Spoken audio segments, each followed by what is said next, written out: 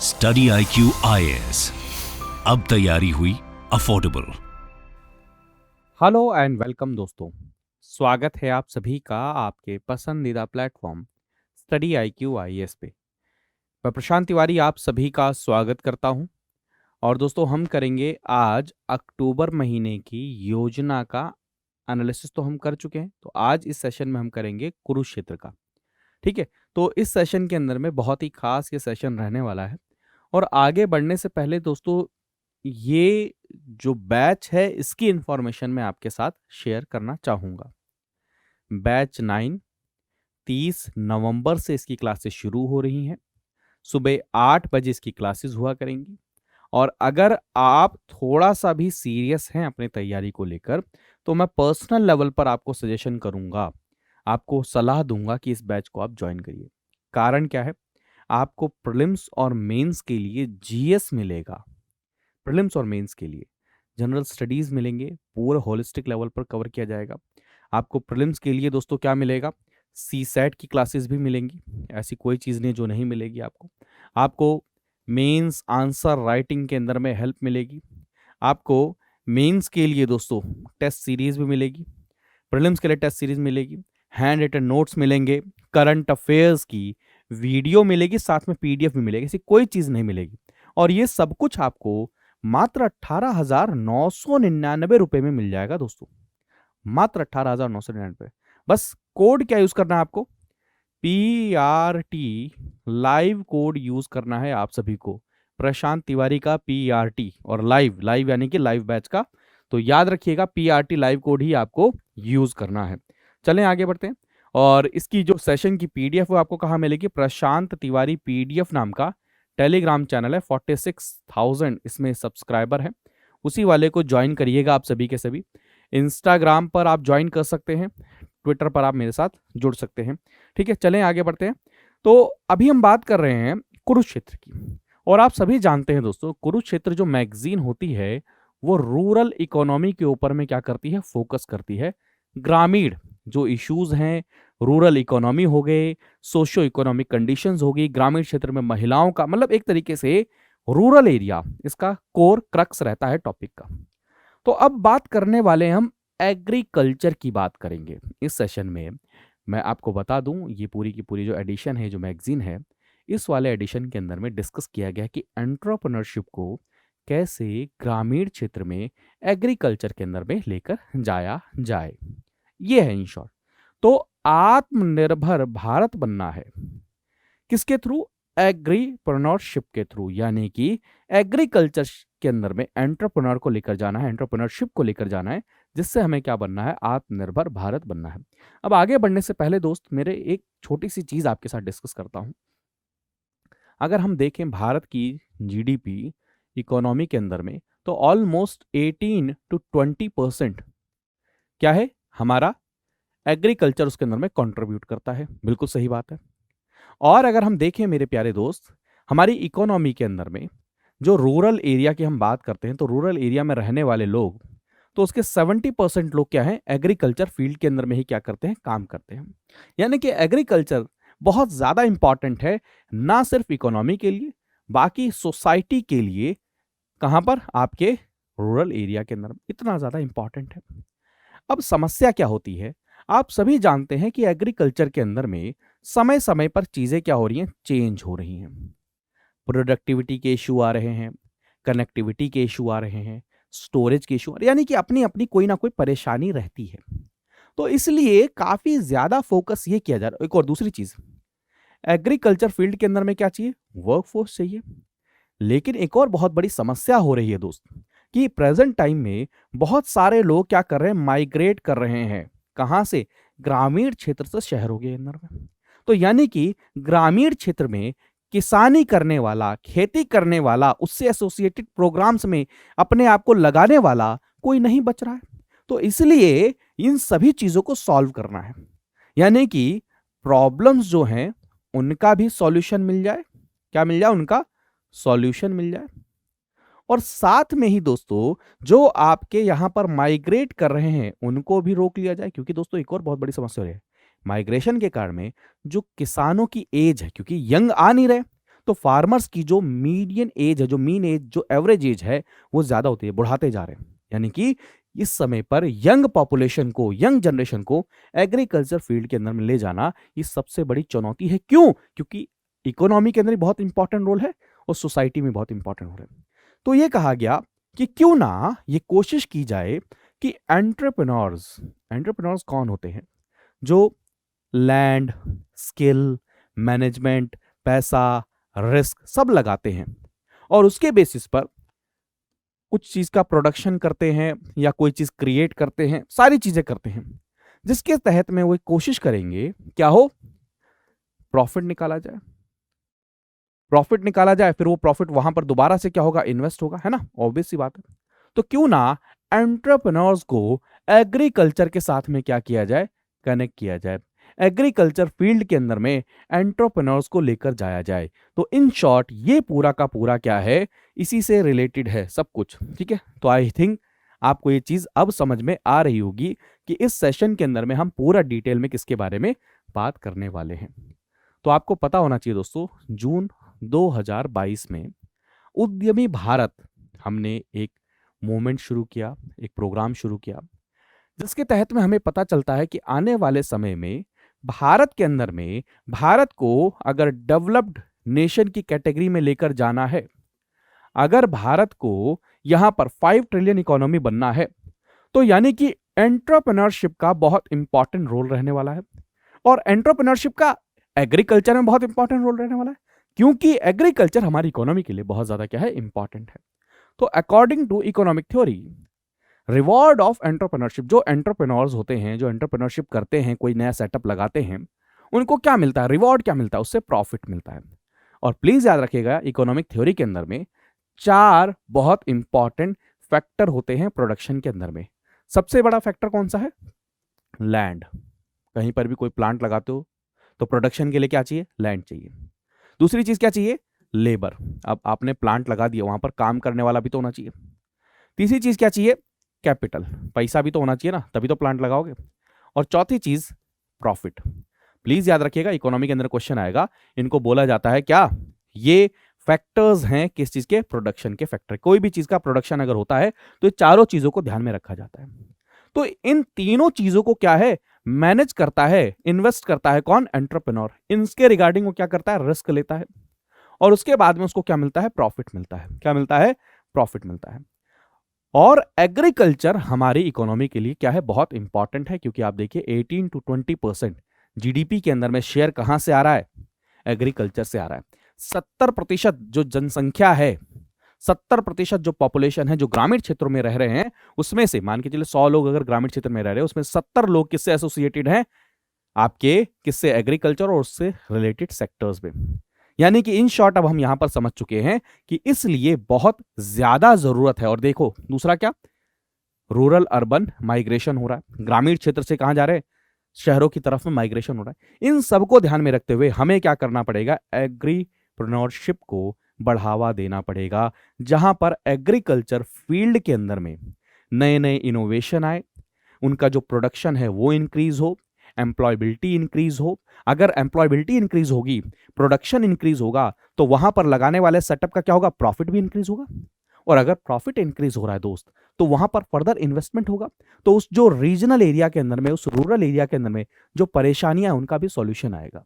तो प्लीज याद रखिएगा, agripreneurship is nothing but entrepreneurship in agriculture and is allies sectors.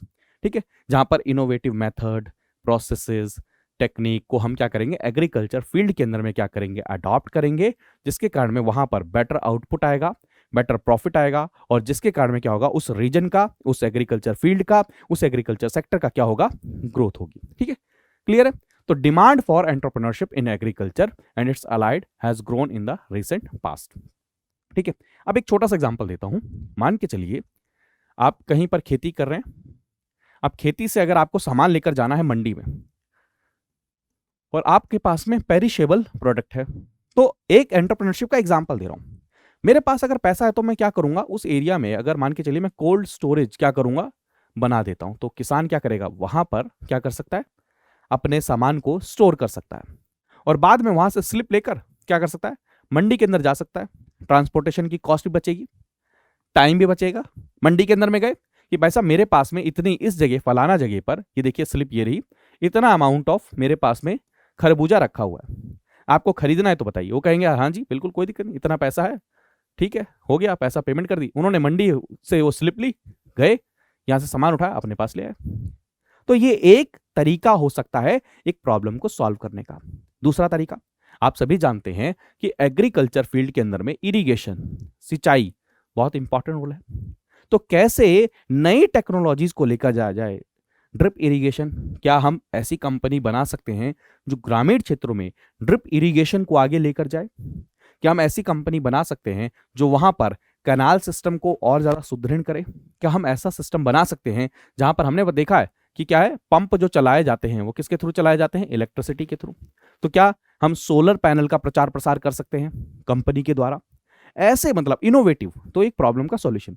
ऐसी एक प्रॉब्लम ये भी हो सकती है कि हाई यील्ड क्या किए जाए, वो निकाले जाए। क्या बोलते हैं, हाई यील्ड सीड्स कैसे लाए जाए।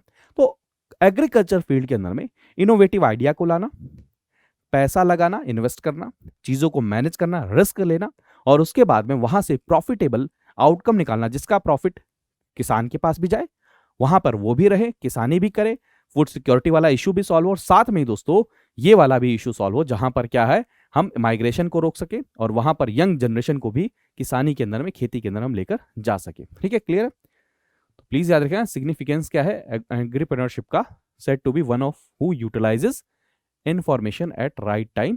ठीक है, जहां से इनोवेशन के थ्रू वो पैसा निकाले, सारी चीजें करें, कंज्यूमर प्रेफरेंस को देखें, सारी चीजें। तो इन शॉर्ट आप समझ चुके होंगे कि पोस्ट प्रोडक्शन, प्रोडक्शन के समय, यील्ड के समय, इन सब चीजों के अंदर में इन्वेस्टमेंट करना। तो एग्रीप्रेन्योरशिप क्या करेगा, प्रमोट करेगा और प्रोवाइड करेगा किस चीज को, कोऑपरेटिव सोसाइटीज को, डेयरीज को। फॉर एग्जांपल मान के चलिए कहीं पर अच्छा प्रोडक्शन हो रहा है, तब आपस में किसान भी तो कोऑपरेटिव्स बना सकते हैं, डेयरीज बना सकते हैं। तो एंटरप्रेन्योरशिप, एग्रीप्रेन्योरशिप इसको भी क्या करेगा, बूस्ट करेगा। ठीक है, और मैं आपको ऑलरेडी बता रहा हूं, लोकल रिसोर्सेज को यूज करेंगे, लोकल रिसोर्सेज को यूज करेंगे तो लोकल जो वहां पर इकोनॉमी है, जो इंफ्रास्ट्रक्चर है, उसके अंदर में भी बूस्ट होगा। तो in short well and well, profit and profit ही इस सिचुएशन से निकलकर हमें देखने को मिलता है। ठीक है, क्लियर? अब गवर्नमेंट के द्वारा बहुत सारी चीजें शुरू भी की गई हैं, जैसे कि आप देख सकते हैं राष्ट्रीय कृषि विकास योजना के तहत में रफ्तार, रफ्तार क्या है, remunerative approaches for agriculture and allied sector, जिसके अंदर में फार्मिंग एक्टिविटी को हम रेन्यूमरेटिव एक्टिविटी बना रहे हैं, जिसके अंदर में क्या है, फार्मर की रिस्क मिटिगेशन जो एफर्ट है उसको किया जाएगा, एंड एग्रीप्रेन्योरशिप को आगे बढ़ाया जा रहा है, जहां पर क्या है, सीड स्टेज फंडिंग हो गया, फाइंडिंग इनक्यूबेट्स हो गया, ये सारी चीजें इसके अंदर में की जा रही हैं। दूसरा देखा जाएगा तो मैंने अभी एग्जांपल दिया फूड प्रोसेसिंग का, तो क्या है, PM formalisation of micro food processing enterprises scheme. ठीक है, इसके अंदर में क्या किया जा रहा है, जो प्रोसेसिंग इंडस्ट्रीज हैं उनको फाइनेंशियल हेल्प दी जा रही है, टेक्निकल हेल्प दी जा रही है, जिससे वो क्या कर सके, प्रोसेसिंग इंडस्ट्रीज बना सके, इवन जो उनके सेटअप है उनको कैसे अपग्रेड कर सके। ऑलरेडी मैंने बताया प्रोसेसिंग का मतलब कहां पर प्रोसेस करना है, स्टोर करना, कोल्ड स्टोरेज, इन सब चीजों के अंदर में। ठीक है, दूसरा अगर देखा जाए तो मैंने ऑलरेडी आपके साथ कहा क्या है, एग्रीकल्चर इंफ्रास्ट्रक्चर फंड। इसके अंदर में क्या किया जा रहा है, आत्मनिर्भर भारत के तहत में इसको लॉन्च किया गया था। इसके अंदर में किया गया कि सेंट्रल गवर्नमेंट स्कीम है जो क्रेडिट फैसिलिटीज देगा, क्या देगा, क्रेडिट फैसिलिटीज फॉर इन्वेस्टमेंट, जहां पर पोस्ट हार्वेस्ट मैनेजमेंट इंफ्रास्ट्रक्चर बनाया जाए, फार्मिंग एसेट बनाए जाए, इन सब चीजों के लिए वो पैसा प्रोवाइड कराएगा। कौन, एग्रीकल्चर इंफ्रास्ट्रक्चर फंड। ऐसे अगर देखें उद्यम रजिस्ट्रेशन पोर्टल, ये 1 जुलाई को लॉन्च किया गया आत्मनिर्भर पैकेज के तहत में, जहां पर एमएसएमई सेक्टर को आप क्या कह रहे हो, इसके अंदर में आप कवर करोगे उद्यम रजिस्ट्रेशन के अंदर में। ग्रामोद्योग विकास योजना हो गया, कोलैटरल गारंटी स्कीम हो गया। इन शॉर्ट इन सबसे क्या किया जा रहा है, एमएसएमई को तो मजबूत किया ही जा रहा है, साथ में ये भी कोशिश की जा रही है कि इसके साथ कनेक्टेड जो एग्रीकल्चर की फील्ड्स हैं उनको भी क्या किया जाए, मजबूत किया जाए। जैसे for example special credit linked capital subsidy scheme शुरू की गई। ठीक है, सारी की सारी चीजें। तो इन शॉर्ट आप यहां पर क्या कहने की कोशिश करेंगे कि आपका माइग्रेशन वाला इशू, एम्प्लॉयमेंट वाला इशू, एनवायरमेंट वाला इशू, रूरल एंड अर्बन जो डिवाइड है वो वाला इशू, इन सभी चीजों को आप सॉल्व कर सकते हैं अगर एग्रीकल्चर फील्ड में आप इन्वेस्टमेंट को क्या करें, इंक्रीज कर लें। वहां पर अगर आप मान के चलिए वहां के जो यूथ हैं उनको एग्रीकल्चर फील्ड के बारे में क्या करें, अवेयर करें, एग्रीकल्चर सेक्टर्स के बारे में अवेयर करें, उनको ये बताएं कि आपको माइग्रेट करके अर्बन एरिया में जाने की ज़रूरत नहीं है, आप उनको स्किल्स प्रोवाइड कराएं, आप उनको ट्रेनिंग दें, आप उनको नॉलेज दें, सारी चीज़ें दें, प्लस में आप उनको पैसा दें, तो वो क्या होगा, ये सारी की सारी चीज़ें जो मल्टीफोल्ड प्रॉब्लम है उनको आप सॉल्व कर सकते हैं। जैसे आप देखें रूरल एंटरप्रेन्योरशिप अवेयरनेस डेवलपमेंट योजना, रेडी जिसको बोलते हैं, क्या बोलते हैं, रेडी, ये क्या है, which has been incorporated in undergraduate education agriculture के अंदर में, जहां पर आप क्या यूथ को ये बताएंगे कि कैसे इंटरेस्ट जनरेट किया जाए एग्रीकल्चर फील्ड के अंदर में, प्लस में ऐसा कैसा काम किया जाए, ऐसी कौन से आइडियाज को लेकर चला जाए जिससे यूथ ग्रामीण क्षेत्र में फार्मिंग वाले एग्रीकल्चर के एरिया में भी क्या हो, वहां पर अवेयर हो दोस्तों। ठीक है, क्लियर है? तो ये चीज समझ में आ रही होगी आई थिंक आप सभी को, आप कनेक्ट कर पा रहे होंगे, है ना? चलें आगे बढ़े, अगले टॉपिक की तरफ बढ़ते हैं फटाफट से, क्योंकि ये इंपॉर्टेंट है दोस्तों। क्योंकि मैं आपको ऑलरेडी बार बार बता रहा हूँ कि एग्रीकल्चर फील्ड एक ऐसी फील्ड है जहां पर रीढ़ की हड्डी आप कह सकते हो, क्या कह सकते हो उसको, रीढ़ की हड्डी कह सकते हो हमारी इकोनॉमी की। ठीक है, चलें अगला देखें, स्किल्स फॉर एग्री एंटरप्रेन्योरशिप। अब आप बढ़ावा तो दे रहे हो, लेकिन एग्री एंटरप्रेन्योरशिप के लिए कुछ स्किल्स भी चाहिए होगी, तो उसकी हम शुरुआत देखते हैं। एंटरप्रेन्योर जो वर्ड है वो कहाँ से आया, फ्रेंच वर्ब है एंट्रेप्रेंदे, ठीक है, जो भी आप समझे, जिसका मतलब है टू अंडरटेक। ठीक है, वहां से हमें समझ में आता है। अब इसकी हिस्ट्री जानने की आपको जरूरत नहीं है। इस इन शॉर्ट क्या है, एंटरप्रेन्योर वो जो रिस्क ले, मैनेज करे, एनालाइज करे, नॉलेज को प्रोसेस करे और रियल टाइम पर क्या करे, उसको इन्वेस्ट करे। ठीक है, तो एग्री एंटरप्रेन्योरशिप के अंदर में क्या करोगे आप, एग्रीकल्चर को मोर लिक्विडेटिव बिजनेस के अंदर में क्या करोगे, ट्रांसफर करोगे, कम्युनिटी ओरिएंटेड बिजनेस करोगे, सस्टेनेबल बिजनेस करोगे, डायरेक्टली जिसको आप मार्केट में सामान को ले जा सको, ऐसा बिजनेस करोगे। तो अल्टीमेटली क्या होगा,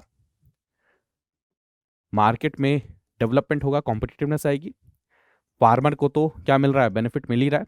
अब स्किल्स क्या क्या चाहिए होंगी, स्किल्स क्या क्या चाहिए होंगी, ठीक है, देखिए अब सारी चीजें हैं, क्या नाम है, एग्री एंटरप्रेन्योरशिप क्या कर सकता है, आपके सोशल और इकोनॉमिक लेवल पर दोनों पर हेल्प करेगा। इकोनॉमिक लेवल पर उस एरिया की इकोनॉमिक क्या होगी, डेवलपमेंट होगी, जॉब क्रिएशन होगा, पॉवर्टी रिडक्शन होगा, इंप्रूव न्यूट्रिशन, ये सब चीजें अगर होगी, मान के चलिए अगर रूरल एरिया में जॉब क्रिएशन होता है, अब उनके पास अगर पैसा आएगा तो क्या करेंगे, न्यूट्रिशन में खर्च करेंगे, हेल्थ फैसिलिटीज में खर्च करेंगे, एजुकेशन में खर्च करेंगे, तो ये सब क्या हो गया, सोशल वैल्यूज होगी। तो यानी कि एग्रीकल्चर फील्ड में अगर एंटरप्रेन्योरशिप को हम आगे बढ़ाते हैं तो वो किसको हेल्प करेगा, इन सब चीजों को भी हेल्प करेगा, ना सिर्फ इकोनॉमिक डेवलपमेंट बल्कि सोशल डेवलपमेंट में भी क्या करेगा, हेल्प करेगा। ठीक है, मैंने ऑलरेडी बताया किसको प्रिवेंट करेगा, रूरल टू अर्बन माइग्रेशन को करेगा, जनरेट करेगा एम्प्लॉयमेंट, इंडस्ट्रियल डेवलपमेंट होगा उसी एरिया के अंदर में। ठीक है, तो अगर देखें एग्रीप्रेन्योरशिप के लिए हमारे पास में अभी बहुत बड़ी अपॉर्चुनिटी है। इंडिया के अंदर में टोटल एरिया जो है रूरल एरिया वो बहुत बड़ा है, अर्बन एरिया से भी बहुत बड़ा है। यानी कि दोस्तों अगर देखा जाए आने वाले समय में अगर आप ग्रोथ का प्रोस्पेक्ट देखें तो हर एंगल से रूरल एरिया में हमें नजर आता है। रूरल एरिया इतनी बड़ी मार्केट है, रूरल एरिया में वर्कफोर्स इतना बड़ा अवेलेबल है, लैंड इजीली आपके लिए अवेलेबल है, रिसोर्सेज वहां पर अवेलेबल हैं आपके पास में। अगर आप सारी चीजें, मतलब आप देखिए ना, सारी चीजें अवेलेबल हैं, आप वहां पर अगर बस खाली पैसा लगाएं, इन्वेस्ट करें और वहां पर सही डायरेक्शन में पॉलिसीज के साथ में, टेक्नोलॉजी के साथ में आगे की तरफ बढ़ें तो वेल एंड पॉजिटिव आउटकम ही आपको मिलेंगे। ठीक है, एडवांस टेक्नोलॉजी एंड मैनेजमेंट के थ्रू एग्री बिजनेस के अंदर में बहुत सारी अपॉर्चुनिटी क्रिएट होती हैं, वैल्यू एडिशन होता है। आप सिर्फ और सिर्फ फसल को उगा लेना, अगर मान के चलिए उसकी प्रोसेसिंग अच्छी करते हो, कोल्ड स्टोरेज में स्टोर करके रखते हो, उसकी पैकिंग सही से करते हो, उसकी साफ सफाई सही से करते हो, मार्किंग सही से करते हो, तो आप उसको विदेश में भेज सकते हो।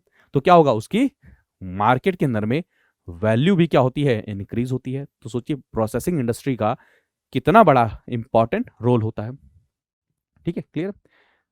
ठीक है, तो एग्रो प्रोड्यूस प्रोसेसिंग यूनिट्स बने, एग्रो प्रोड्यूस मैन्युफैक्चरिंग फैसिलिटीज हों। ठीक, अब आप खुद सोचिए, हो सकता है कि आपने कोई प्रोडक्ट बनाया, जैसे मैं एग्जांपल देता हूँ नारियल, तो नारियल का तेल बनाना क्या हो सकता है, वहां से आप इस चीज को बना सकते हैं। ठीक है, आप एग्रो इनपुट मैन्युफैक्चरिंग फैसिलिटीज लगा सकते हो, एग्रो सर्विस सेंटर्स, ये सारी की सारी चीजें आप वहां पर लगा सकते हो। नेक्स्ट है इकोनॉमिक डेवलपमेंट। देखिए मैं क्रक्स जो आपको मैंने शुरू में दे दिया है, अल्टीमेटली क्रक्स यही है। तो आपसे क्वेश्चन ये पूछा जा सकता है कि एग्रीकल्चर फील्ड आने वाले समय में भारत की इकोनॉमिक ग्रोथ को 5 ट्रिलियन इकोनॉमी की तरफ ले जाने के लिए सबसे इंपॉर्टेंट रोल प्ले करेगी। कमेंट, तो आप वहाँ पर ये कहेंगे माइग्रेशन हो रहा है, यूथ हो रहा है, पॉपुलेशन है, जीडीपी, ये सब कहेंगे। फिर परेशानियों को सॉल्व करने की बात करेंगे। अब इकोनॉमिक बेनिफिट क्या है? अगर मान के चलिए एग्रीकल्चर सिर्फ और सिर्फ खेती इस प्रकार की करना कि भैया आप कमा खा लो, उससे अगर आप एग्री बिजनेस की तरफ जाओगे जहां पर आप ये टारगेट करोगे कि आपका एक्सपोर्ट हो, आपका सामान कि आपके कॉस्ट मिले, क्या होगा? वहां पर एक बहुत बड़ी ट्रांसफॉर्मेशन होगी जहां पर इंडियन एग्रीकल्चर अपने आप में खड़ा हो जाएगा, एक प्रॉफिटेबल वेंचर बनकर निकलेगा और साथ ही हमारी इकोनॉमी को और ज्यादा क्या करेगा? सुदृढ़ करेगा। और मैंने ऑलरेडी बताया पॉवर्टी रिडक्शन इन सब चीजों के अंदर में हेल्प करेगा, ओवरऑल फूड सिक्योरिटी में हेल्प करेगा। अब अगर प्रोडक्शन बढ़ रहा है तो आपको पता है हमारी जनसंख्या भी तो बढ़ रही है ना, पॉपुलेशन भी बढ़ रही है, उसकी भी तो नीड बढ़ेगी।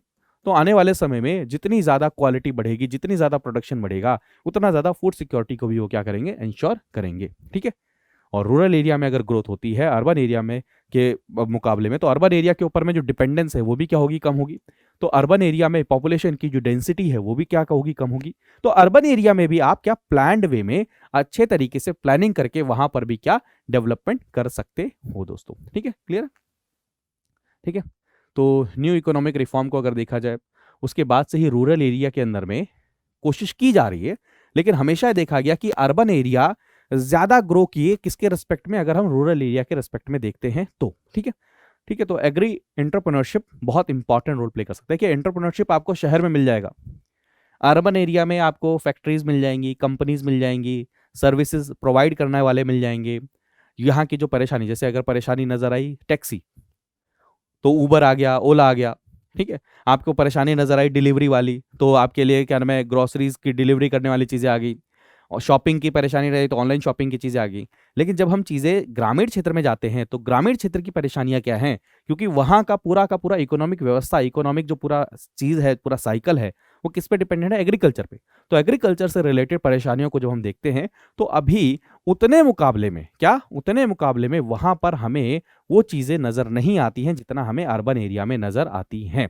ठीक है, क्लियर है? तो अगर प्रैक्टिस ऑफ एंटरप्रेन्योरशिप को हम एग्रीकल्चर के अंदर में करते हैं तो अगर अभी रिसेंट भी देखें तो क्या क्या हमें बेनिफिट मिले हैं? Such as increased agri productivity, ये बड़ा हमें देखने को मिला। Creation of new business venture, नए नए बिजनेस वेंचर्स बन रहे हैं, न्यू एम्प्लॉयमेंट क्रिएट हो रहा है। ठीक है। इनोवेटिव प्रोडक्ट्स निकल रहे हैं। और ठीक है, क्लियर है? और डेवलपमेंट हो रहा है आपका रूरल एरिया के अंदर में भी। ठीक है। रिसेंट अगर ट्रेंड को देखा जाए तो इकोनॉमिक सर्वे 2021-22 के हिसाब से देखा जाए तो एग्रीकल्चर एंड अलाइड सेक्टर ने कोविड-19 के शॉक को सबसे अच्छे तरीके से क्या किया? एब्जॉर्ब किया है। जहां पर हमारी इकोनॉमी पूरी की पूरी नेगेटिव में चल रही थी, सारी ग्रोथ नेगेटिव में थी, वहां पर 3.6% 2020-21 के अंदर में क्या हुआ? हमारी क्या थी? जीडीपी के अंदर में इसका एग्रीकल्चर का कंट्रीब्यूशन था। ठीक है। In terms of real value added Indian agriculture ranks second after China. आप एग्रीकल्चर की इंपॉर्टेंस देखिए बस खाली। मैं एक एग्जांपल देता हूं आपको। अगर एग्रीकल्चर फील्ड में आप अच्छा परफॉर्म करते हैं तो आप खुद जानते हैं गल्फ कंट्रीज, वहां पर खेती तो होती नहीं है, वो चीजें मैक्सिमम क्या करते हैं? इंपोर्ट करते हैं। तो वहां पर क्या हम चीजें नहीं पहुंचा सकते? हम क्या एक्सपोर्ट नहीं कर सकते? और एग्रीकल्चर का मतलब सिर्फ और सिर्फ अलाइड सेक्टर वर्ड यूज करता हूं, आप मीट, फिश, इन सब का भी तो प्रोडक्शन कर सकते हैं। तो अल्टीमेटली अगर आप एग्रीकल्चर और अलाइड सेक्टर को ग्रो करेंगे तो बेनिफिट हमारे एक्सपोर्ट सेक्टर को भी है, इकोनॉमी को भी है, साथ में जो कॉमन पर्सन है जो इस चीज के अंदर में इन्वॉल्व हैं उनको भी उसके कई सारे बेनिफिट, फायदे देखने को मिलेंगे। ठीक है। ठीक है, क्लियर है? Agri startups transforming agri entrepreneurship, मैंने आपको बताया। अब स्टार्टअप क्या है? फॉर एग्जांपल आप अगर ड्रोन का इस्तेमाल करते हो सर्वे करने के लिए कि भाई साहब कौन सी फसल कहाँ पर कितनी प्रोडक्ट, कहाँ पर कैसी है, किस एरिया में कितना ज़्यादा अभी सिंचाई की ज़रूरत है, किस एरिया में खाद डालने की ज़रूरत है, तो ये क्या है? हेल्प है। अगर मान के चलिए आप नया कोई स्टार्टअप आता है जो ये चेक करता है कि इस सॉइल के अंदर में कौन कौन से न्यूट्रिएंट्स कंटेंट हैं इसके अंदर में, जिसके तहत में यहाँ पर कौन सी फसल को उगाया जा सकता है, ये भी एक क्या है? नया स्टार्टअप है। एक एक स्टार्टअप का एग्जाम्पल मैंने आपको दिया। कौन सा एग्जाम्पल दिया? वो मैंने आपको एग्जाम्पल दिया प्रोसेसिंग इंडस्ट्री वाला। एक एग्जाम्पल ले लीजिए, जैसे पराली जलाने की बात हो रही है, तो पराली के अंदर में अगर मान लीजिए कोई स्टार्टअप वहां पर लग जाए, प्लांट लग जाए, वो कहे पराली जलाओ मत, ये मेरे पास ले आओ, इसको मैं छोटे छोटे गोले बना दूंगा और इसको फिर क्या करेंगे हम? कोयले के साथ में जलाकर यूज कर सकते हैं। बेनिफिट है। इसको मत जलाइए, इसको मत करिए, इसका हम क्या करेंगे? इसका हम यूज करेंगे किसके अंदर में, बायोडिग्रेडेबल कोई चीज बनाने, कटलरीज बनाने में, तो ये भी स्टार्टअप है।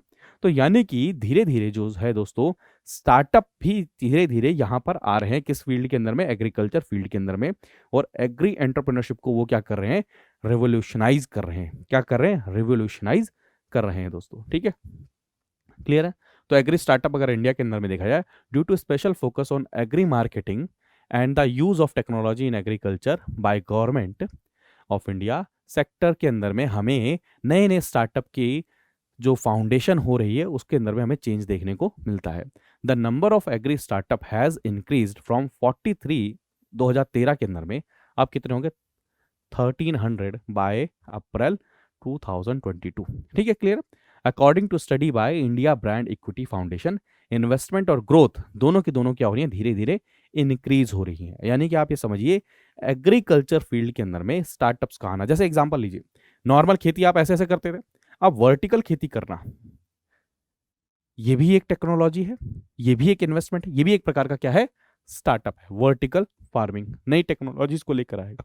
अगर मान के चलिए नए नए स्टार्टअप होंगे, तो स्टार्टअप हमेशा अपने साथ नई टेक्नोलॉजीज को लेकर आते ही हैं, तो ये भी हेल्प मिलेगी वर्टिकल उसके अंदर में, ठीक है, ठीक है। 4 लेवल और 5 लेवल कल्टीवेशन बोलते हैं, जिसके अंदर में अलग अलग डिफरेंट टाइप ऑफ क्रॉप को आप उगा सकते हैं, ठीक है, एक ही जगह पर, ठीक है, जिससे क्या होगा, आपकी प्रोडक्टिविटी भी इंक्रीज होगी।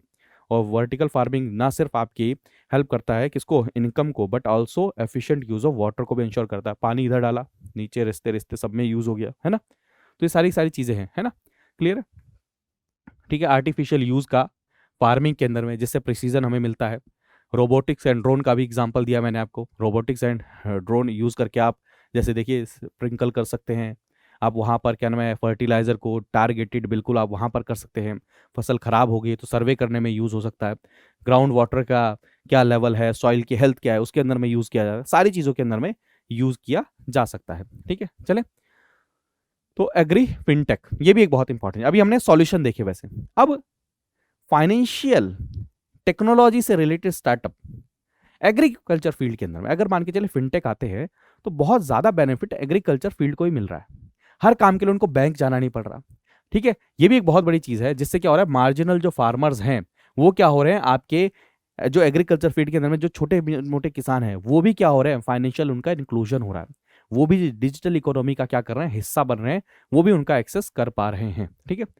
एग्रीटेक क्या नाम है, एग्री फिनटेक प्लेटफॉर्म जो है वो क्रूशियल रोल प्ले करते हैं इस गैप को फिल करने के अंदर में, जैसे जय किसान, सोमोन्नति, फार्मार्ट, आर्या, ये सारे के सारे क्या है कि फिनटेक है, ठीक है, क्लियर है।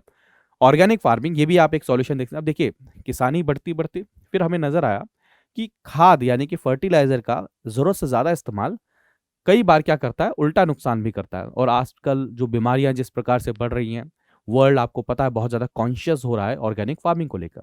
तो अभी आपने रिसेंट टाइम में देखा होगा कि ऑर्गेनिक फार्मिंग से रिलेटेड बहुत सारी कंपनीज आगे बढ़ रही हैं, ऑर्गेनिक फार्मिंग को क्या कर रही हैं, बढ़ावा दे रही हैं। इवन कई सारी कंपनीज, कई सारे स्टार्टअप ऐसे हैं जो किसानों के साथ पहले ही टाई अप कर ले रहे हैं कि भाई आपको ऑर्गेनिक फार्मिंग ही करनी है, आपका सामान हम खरीदेंगे, इसको हम प्रोसेस करेंगे और फिर हम बेचेंगे।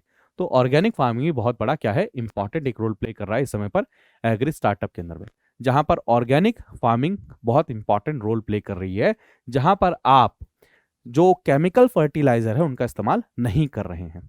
आप क्या यूज करते हैं, बायो फर्टिलाइजर यूज करते हैं, बायो पेस्टिसाइड यूज करते हैं, वर्मी कंपोस्ट यूज करते हैं। अच्छा, एक और चीज समझिए, ये तो हो गया है ना, एक तो बेनिफिट आपको मैंने बताया कि क्या नाम है, एग्रीकल्चर फील्ड के अंदर में ऑर्गेनिक फार्मिंग क्या रोल प्ले कर रही है, एक जो प्रोसेस कर रहे हैं।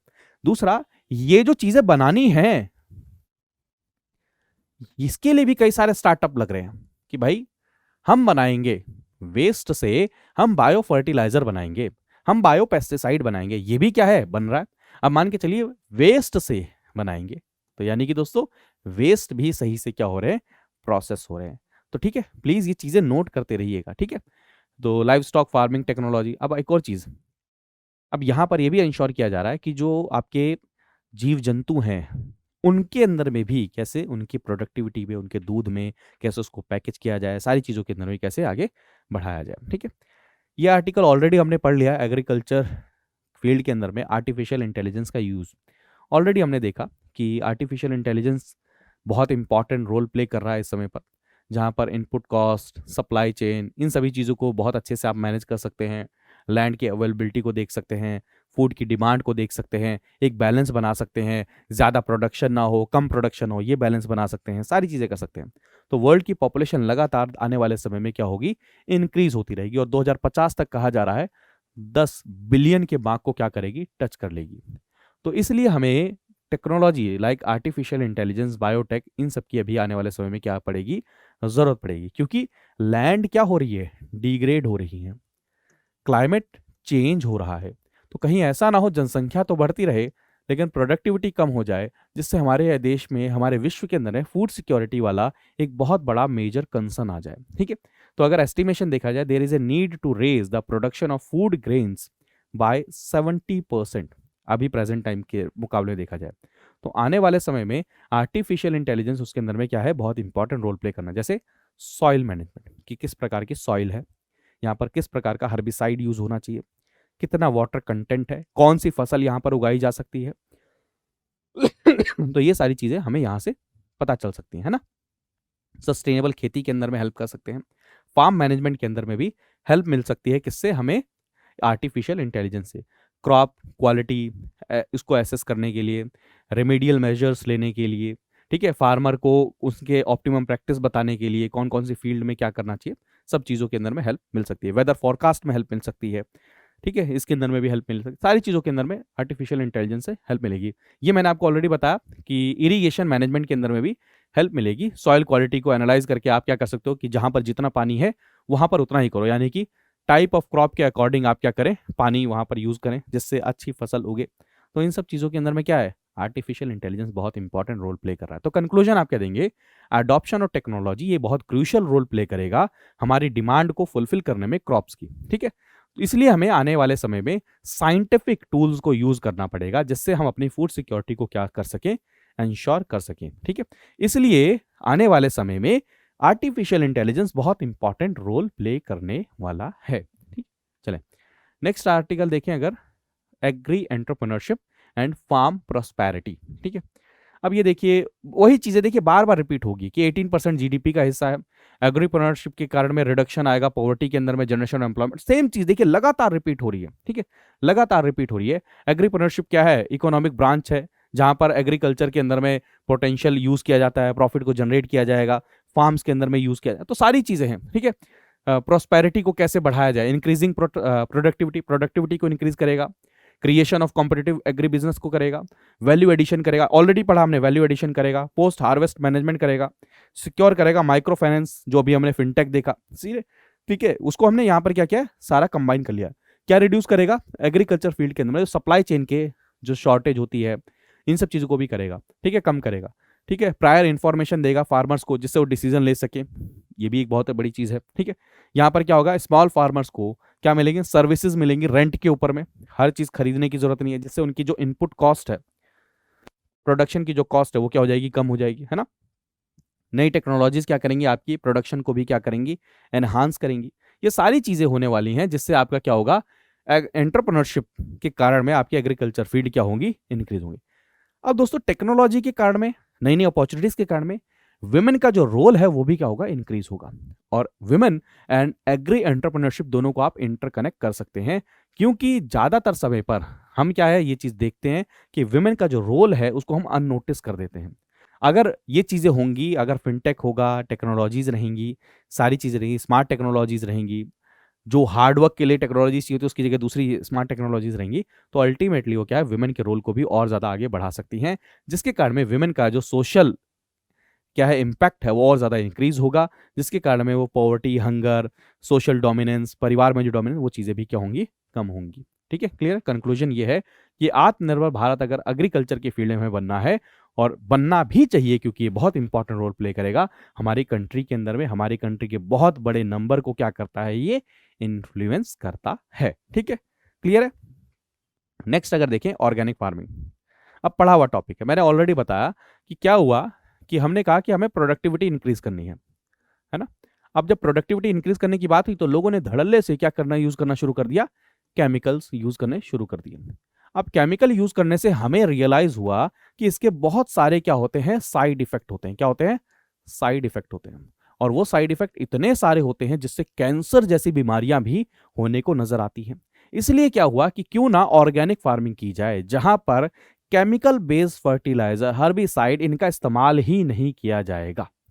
Despite various challenges, registering a 3.6% growth in agriculture and allied sector, ये बहुत बड़ी अचीवमेंट है। लेकिन इस ग्रोथ के अंदर में हमें यह इंश्योर करना पड़ेगा कि ऑर्गेनिक ग्रोथ कितनी हो रही है। ठीक है, however the growth of rate of agriculture and allied sector which is 6.8 इन 2016-17, वो क्या हो गया है, 3.6 हो गया। देखिए हम क्या कह रहे हैं, एक तरफ हम तारीफ कर रहे हैं कि जब कोविड के दौरान में इतना हम ग्रो किए, लेकिन 2016-17 के अंदर में कितनी थी, 6.8 थी। अभी कितना रह गया, 3.6 रह गया। यानी कि हमें इसके अंदर में धीरे धीरे और ज्यादा क्या है, इन्वेस्ट करने की जरूरत है। मैंने ऑलरेडी बताया कि फूड प्रोडक्शन जो पहले 50.82 मिलियन टन था, कब, 1951 में, वो इंक्रीज कितना हो चुका है, 308.6 मिलियन टन। और इसका रीजन किसको दिया जाता है, ग्रीन रेवोल्यूशन को, और उससे एसोसिएटेड रिसर्च एंड डेवलपमेंट, और उसके अंदर में जो हमने टेक्नोलॉजीज को क्या किया, यूज किया।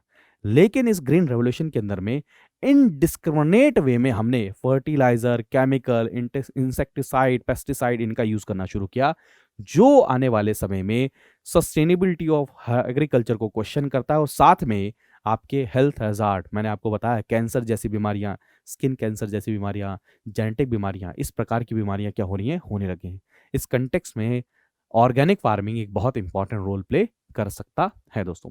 तो ऑर्गेनिक फार्मिंग क्या है, based upon sound agro economic practice, जहां पर क्रॉप को रोटेट करेंगे, यूज करेंगे फार्म लैंड का, मैन्योर बनाने के लिए, बायो फर्टिलाइजर बनाने के लिए, हर्बिसाइड बनाने के लिए, और इन्हीं का यूज करेंगे। यानी कि आप ये समझिए, सिर्फ और सिर्फ आप यहां पर केमिकल ही यूज नहीं कर रहे हैं। ऐसा नहीं होगा कि सिर्फ आपने केमिकल यूज करना बंद कर दिया, बल्कि सॉइल को कैसे मैनेज कर रहे हैं, क्रॉप को पैटर्न को कैसे मैनेज कर रहे हैं, क्रॉप को रोटेट कर रहे हैं या नहीं कर रहे हैं, कहीं आप मोनोक्रॉपिंग की तरफ तो नहीं जा रहे। ये सब चीजों को भी क्या किया जाता है, यूज किया जाता है। इकोलॉजी को देखा जाता है, ह्यूमन हेल्थ को देखा जाता है, सॉइल की हेल्थ को देखा जाता है, जो क्या करेगा, आपकी एग्रीकल्चर को क्या करेगा, सस्टेनेबल बनाएगा। ठीक है, क्लियर है। ऑर्गेनिक पॉलिसी 2005, तो याद रखिएगा, इसके सिग्निफिकेंस को देखते हुए 2005 में ही गवर्नमेंट ऑफ इंडिया ने ऑर्गेनिक पॉलिसी को क्या किया था, लॉन्च किया था।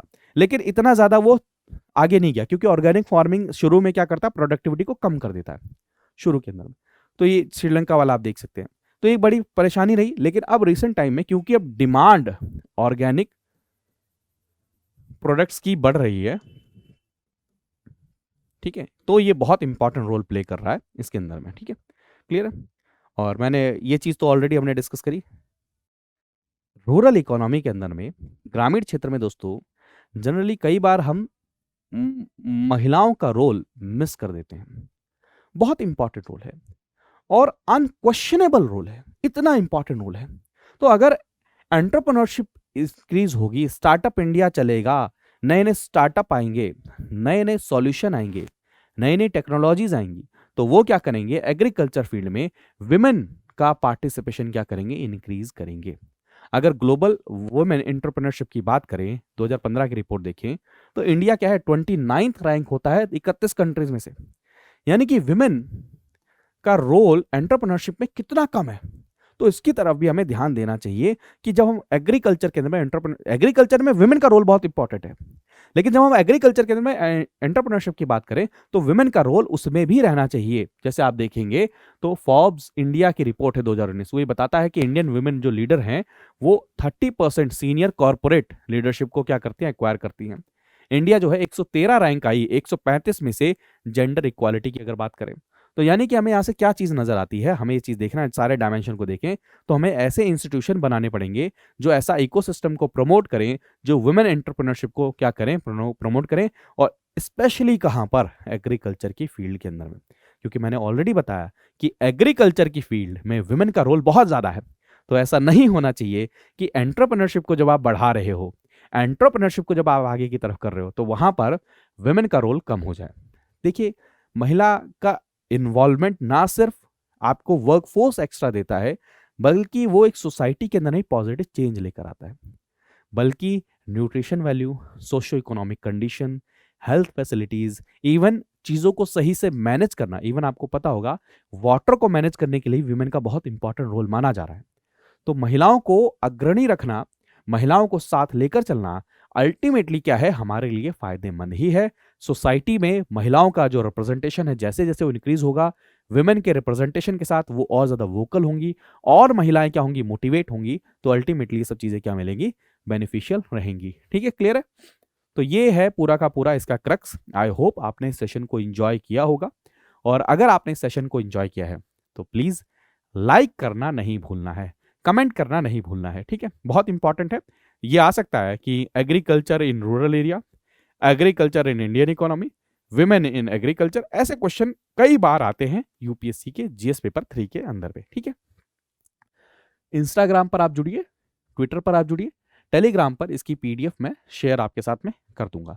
तो मिलते हैं अगले सेशन में, तब तक के लिए अपना ध्यान रखिए, मुस्कुराते रहिए, पढ़ते रहिए। बाय बाय, टेक केयर दोस्तों, जय हिंद। स्टडी IQ IAS, अब तैयारी हुई अफोर्डेबल।